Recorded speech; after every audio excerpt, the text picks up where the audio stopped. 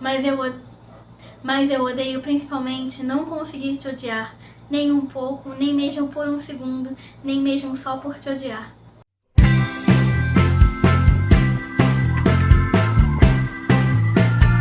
Você provavelmente conhece essa fala. Essa é uma das mais inesquecíveis falas do cinema. Todo mundo que já viu esse filme, 10 Coisas que Eu Odeio em Você, conhece essa fala, já chorou, já suspirou, já se apaixonou junto com a personagem principal.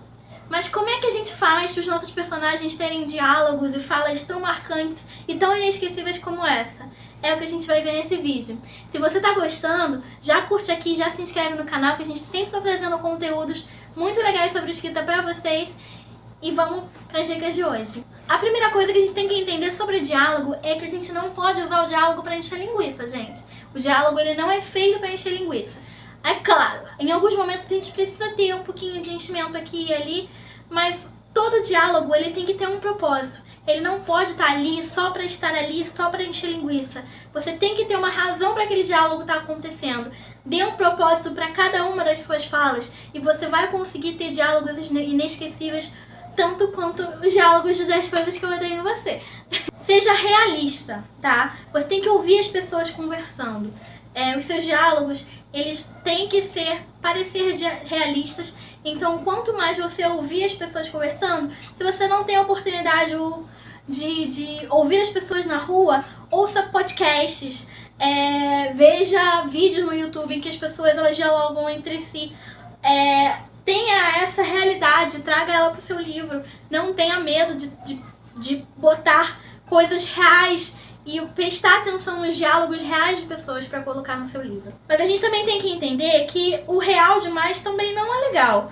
Quando a gente fala, quando a gente dialoga, a gente tem repetições, a gente fala a mesma coisa várias vezes, e a gente também para pra pensar e fica, eu faço isso o tempo todo, por exemplo. E colocar isso no livro não é legal. Não adianta você ficar colocando o diálogo exatamente como se é dito, a fala exatamente como se é dita. Porque o leitor ele não quer ficar lendo todas e todas as repetições que a gente faz pra gente passar para as pessoas o que é que elas querem que entenda. O diálogo ele tem que ser sucinto e limpo. Ele tem que ser real, mas limpo, não da maneira como se é dita, mas como se é falado. Deixe que o personagem tenha sua própria voz. A gente já falou isso nos 10 erros mais comuns de diálogo, a gente também falou isso na ficha de personagem. Cada personagem ele tem que ter sua própria voz, ele tem que ter sua maneira de falar, suas gírias, seus trejeitos, sua costumeira maneira, as palavras que mais diz, mais repete. Eu, por exemplo, falo muito e aí, e né, eu tenho muitas dessas repetições. Cada pessoa tem suas particularidades na fala. Não adianta nada você ter 10 personagens e os 10 personagens falarem da mesma maneira, porque não soa realista, não soa legal. Cada personagem ele tem que ter sim as suas manias e seus costumeiros diálogos, suas maneiras de falar. Então desde que o personagem tenha a sua voz, não faça 10 personagens iguais a você que falam exatamente como você. Deixe que eles falem das suas próprias maneiras. Não vá direto ao ponto, tá? A gente às vezes, quando a gente tá conversando com alguém, querendo alguma coisa, às vezes, ou querendo falar alguma coisa, a gente não vai direto ao ponto. Esses personagens também não tem que ir. É claro, tem alguns personagens que são mais diretos e que eles vão direto ao ponto. Mas se você ficar circundando o assunto, você vai poder ter um diálogo um pouco mais extenso, que talvez seja o que você precise no momento, com o propósito final de falar aquela situação, mas não indo direto ao ponto. Então não deixe que eles vão sempre direto ao ponto, sejam sempre extremamente diretos. Deixe que eles coloquem em banho-maria o que eles querem dizer. Deixe o seu personagem transitar e mudar de acordo com o tipo de relacionamento. Ele não vai ter o mesmo diálogo com alguém no trabalho e com alguém da própria família ou com seus amigos. A gente também muda. Eu lembro que eu tinha um colega na faculdade que quando ele falava inglês, ele tinha um jeito de falar completamente diferente de como ele falava em português. Era bem diferente mesmo. Isso é comum, tá? Falar em outras línguas a gente pode mudar o comportamento, assim como a gente muda o comportamento também quando a gente fala com vários tipos de pessoas. Quando a gente tá falando com nosso interesse romântico, a gente fala de uma maneira, quando a gente fala com os nossos pais, a gente fala de uma outra maneira, quando a gente fala com os nossos avós, é de uma maneira completamente diferente. Quando a gente fala com os nossos colegas de trabalho, a gente tem a gente pode parecer um pouco mais formal, mas quando a gente está entre amigos, a gente pode falar mais palavrão, por exemplo, ou se sentir mais confortável, falar mais coisas, falar mais sem parar. Então, deixe que os seus personagens também transmitam isso de acordo com os relacionamentos que eles estão dialogando. Cada tipo de relacionamento tem uma maneira diferente da gente falar. Deixem que eles pareçam mais relaxados, ou mais tensos, ou mais respeitosos, de acordo com o tipo de pessoa com quem ele está conversando. Não tenha medo de expressar confusão. Da mesma maneira que às vezes a gente tá confuso e a gente não sabe exatamente o que a gente tá falando, os personagens também podem expressar confusão nas suas falas. Deixem que eles transmitam confusão, que eles transmitam os seus medos, os seus sentimentos através do diálogo.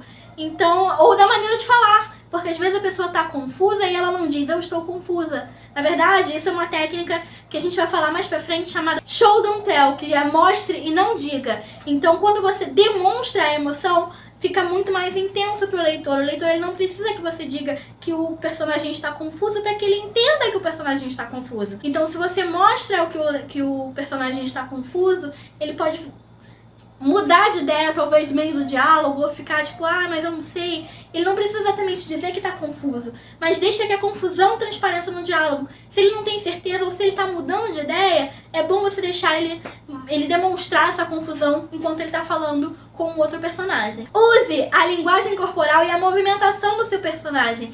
Quando a gente dialoga, a gente move muito as mãos, a gente pisca, a gente para pra pensar, morde o lábio, sabe, esse tipo de linguagem corporal também demonstra o que o personagem quer passar. Isso também faz o diálogo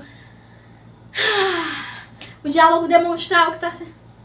Isso também faz o diálogo demonstrar aquele sentimento, aquela sensação e transforma ele em mais forte, mais resistente e entra mais no sistema emocional do seu leitor. Não tenha medo de usar atenção, tá? Você pode deixar as perguntas sem resposta, você pode ter uma troca de farpas e você pode ter discussões e diálogos mais pesados e intensos sem que você tenha medo. Isso pode também transformar o diálogo em uma coisa inesquecível.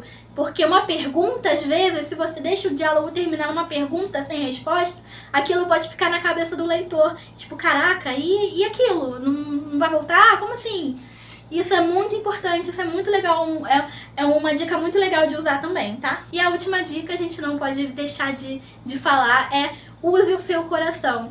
Deixe a sua emoção ser transmitida através dos diálogos dos seus personagens. Deixa o que você está sentindo passar para os seus personagens também, o que eles poderiam estar sentindo naquele momento. Usa seu coração para filtrar as palavras, para filtrar as emoções que você está querendo transmitir. Isso com certeza vai te ajudar a criar diálogos inesquecíveis, porque isso é a essência de cada um de nós que escrevemos, né? Então, por hoje é só. Eu espero que vocês tenham curtido.